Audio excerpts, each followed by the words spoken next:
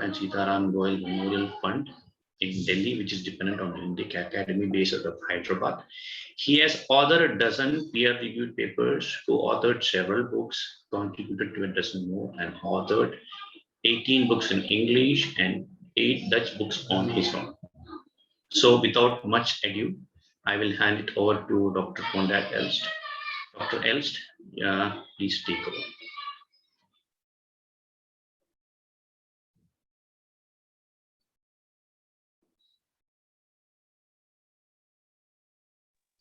Yes, so thanks everyone for paying some attention to the story I have to tell. This is the Sitaram Goel centenary year. He was born 100 years ago, died in 2003. And so he did a lot of work on both communism and Islam and on the link between the two.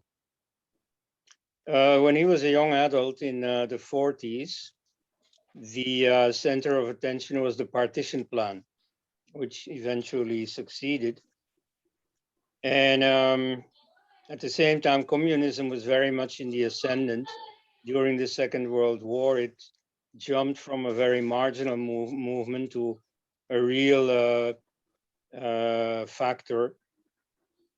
And interestingly, the communists supported the partition plan, though from a strict reading of Marxism and his contempt for religion, you would deduce that the idea of a religious state would be nonsense to Orthodox Marxism.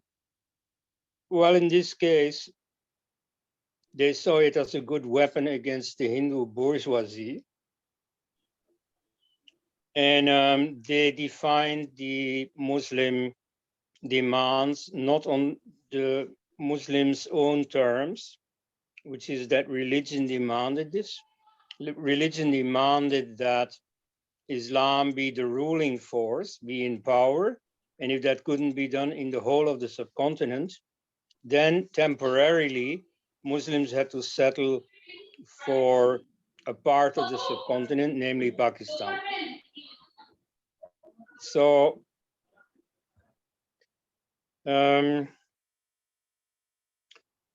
strangely, the communists supported that idea. And so Goelji at the time took it in stride. He was still growing towards the Communist Party. It is in 48, 49 that he completely changed sides, and that then this support to the partition became a ground for criticism. But by that time, the conflict, the basic, essential conflict between Marxism and Islam also had become visible, namely the communists in East Bengal who had supported the partition. Once their territory became East Pakistan, they were expelled from there. They were not welcome in an Islamic state. The Muslims seem to have understood the subversive intentions of the communists in general and everywhere, so they didn't want to take that risk. If they wanted to tear a state apart, let it be India and not Pakistan.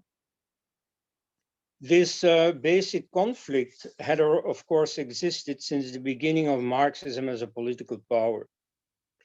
When the communists fought the Tsarist and later the Republican government in 1917 in Russia, they encouraged the Muslims in Central Asia to take up arms against the Russians. And so they were calculating to ultimately integrate this Muslim rebellion into the communist revolution. So they launched the slogan, Inkilab Zindabad, which means long live the revolution, and leaving undetermined what exactly that revolution was. It was a kind of mutual deception. The Muslims thought that they were fighting for a revolution bringing in a caliphate or some form of Islamic rule, whereas the communists, of course, calculated that this would end up as the communist revolution. Now, at that time, Islamic power was at its lowest ebb, whereas communism was in the ascendant. And so the communists could easily first instrumentalize and then finally overpower the Muslims in what was to become the Soviet Union. We see later episodes of the same nature, only now Islam is becoming stronger and stronger, like the expulsion of the communists from East Bengal in 1947, or the first support given by the communists in Iran to the Islamic Revolution in 1979, then the elimination of the communists by the Ayatollahs. So these two are natural enemies, yet they make common cause most of the time because they have a common enemy that for them is even more important, namely Hinduism. So at the moment you have a coalition in India, it's still there.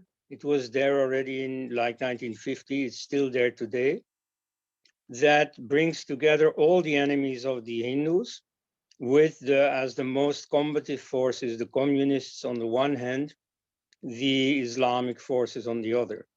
But it has also brought together the Christian missionaries, the Khalistanis, and Hindu-born anti-Hindus known as secularists. Okay, so Sitaram Goel in the 1950s specialized in the critique of Marxism and of the performance of communist regimes.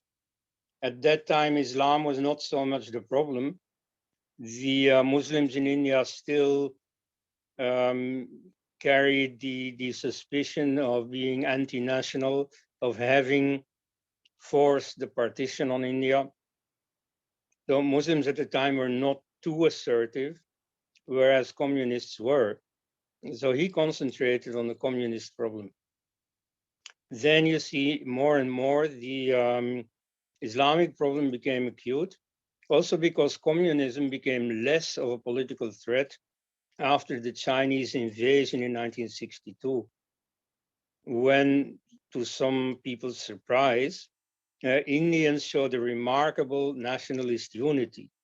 Like, for instance, in Tamil Nadu, the Dravidianist separatists still kept on promoting Tamil chauvinism in the cultural sphere, but nevertheless reunited with everyone else in defending India against the Chinese communist enemy.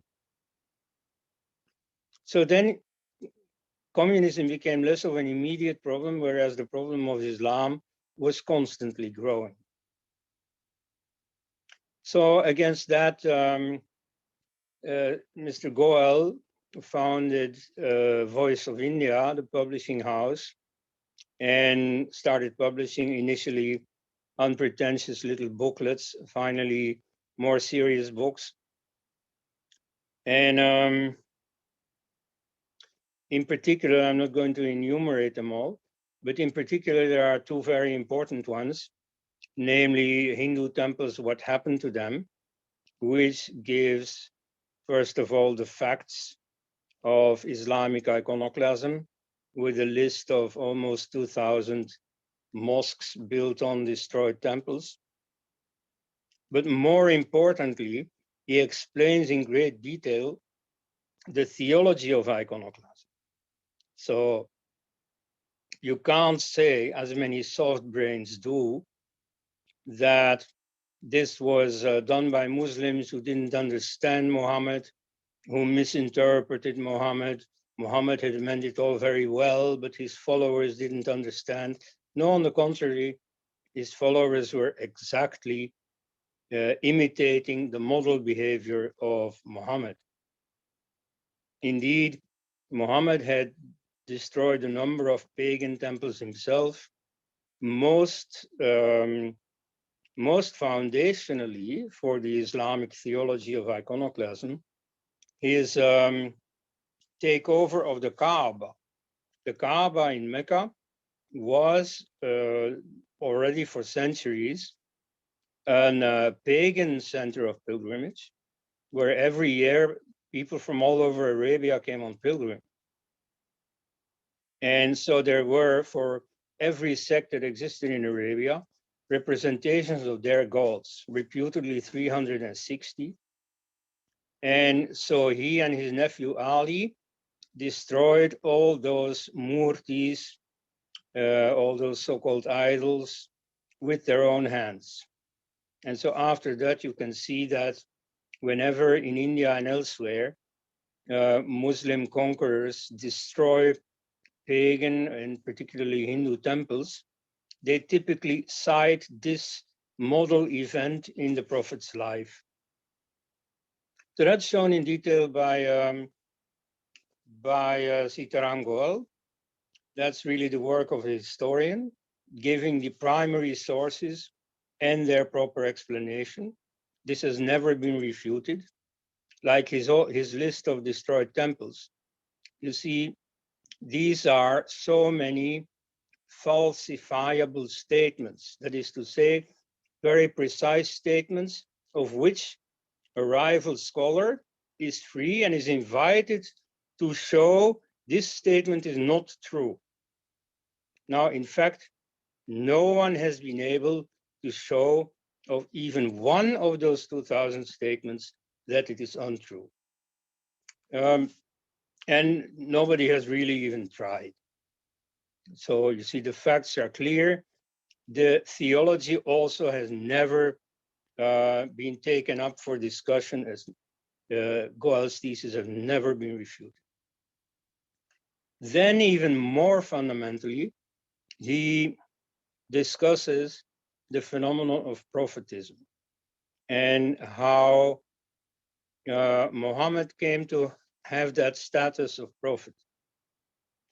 This is in the very long introduction to the last edition of the Calcutta Quran petition. As you know, the Calcutta Quran petition was an attempt by an Indian citizen to take the Quran to court and to have the Quran proscribed because it contains a number of verses that appeal to religious conflict, that appeal to a demonization of the non-Muslims, which is counter to Indian law as it exists at the moment. So that petition was, of course, predictably dismissed by the court in Calcutta. Nothing came of it. But nevertheless, contents-wise, it's important. You see, it highlights the many Quranic verses that teach hatred of the kafirs, of the unbelievers. So Goel takes it from there and then examines why Muhammad could take the positions he did. You see, what or who instructed him to preach this hatred against the unbelievers. And so he shows in detail what this prophetism is. He makes, for instance, the comparison with Genghis Khan, who was not a Muslim, who was a sort of a shamanic believer. And so at some points he went into trance, into some state of consciousness where he heard a voice. And so a secretary would then write down precisely what instructions came through Genghis Khan. And then later, in a more normal state of consciousness, Genghis Khan would strictly follow those instructions, invade the countries that this voice had told him to invade. And it so happens that he was always successful. Now, if those instructions had been collected, turned into a book, that book could have had exactly the same status as the Quran.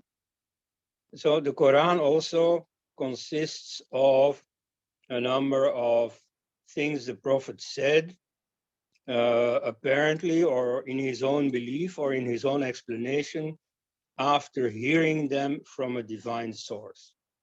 And so all these utterances were strung together into a book, and that is the Quran. But so if you do not approach this as a believer, but as a critical human being, you can see that this so-called prophetism isn't worth very much. Like, it doesn't prophesy anything that a 7th century businessman could not have thought up for himself. It doesn't give the formula for fighting contagious diseases, for example. You see, it doesn't contain anything of which you can say, well, this could not possibly have been thought up by an Arab businessman in the 7th century. There's nothing that has to come from God in order to be explainable. So this the whole basis of Islam is mistaken. To show the limitations of Goel's work, I have to say that what he was working on was the state of knowledge as it existed in his time. The last 20 years have seen an enormous growth of a new aspect of the history concerning Islam, namely the history of Islam from non-Islamic sources. And so this gives some very surprising results, namely that the history of the genesis of Islam, as told by the Muslims themselves, is partly unhistorical. In fact, some people even go as far as to doubt that Muhammad ever existed. That may be going too far, in my opinion, but very serious historians on very serious grounds are working in this direction. So that's a new aspect of Islamic history that's nowadays coming to the fore. It deserves mention because along with Goel's critique of Islamic history as believed by the Muslims themselves, this critique of Islamic history as it appears from non-Islamic sources helps in undermining the belief in Islam. And so today, a very important question, of course, that is always asked, what are we to do?